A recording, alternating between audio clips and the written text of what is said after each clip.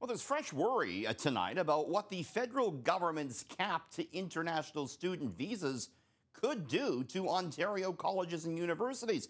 There's worry now some may not survive. There needs to be more funding to our post-secondary institutions. A lucrative source of funding for Ontario colleges and universities is about to be slashed. Many of these institutions have become financially reliant on international students.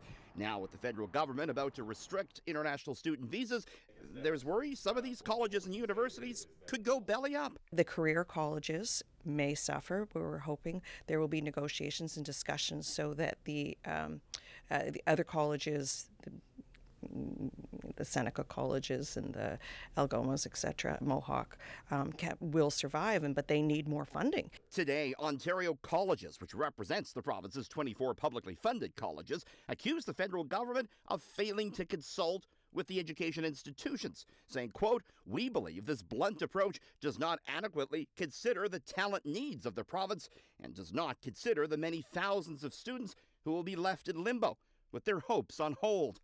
Its CEO also says the move has already caused chaos for international students. For those students who are already enrolled and have paid their fees, those study applications are just being returned without any explanation. And frankly, no way for them to rectify this omission.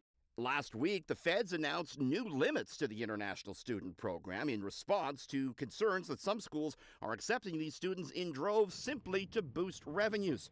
In Ontario, foreign students now account for 1/6 of enrollment. There are calls for Queen's Park to make up the funding shortfall and keep the colleges and universities afloat. The Ford government has deliberately been underfunding our post-secondary institutions and making them dependent on foreign students and the revenue from those international students. A spokesperson for the minister in charge of colleges and universities says the provincial government is developing a plan and is reviewing, quote, all options. Colleges Ontario is calling for what it says is a modest $135 per student annual tuition increase.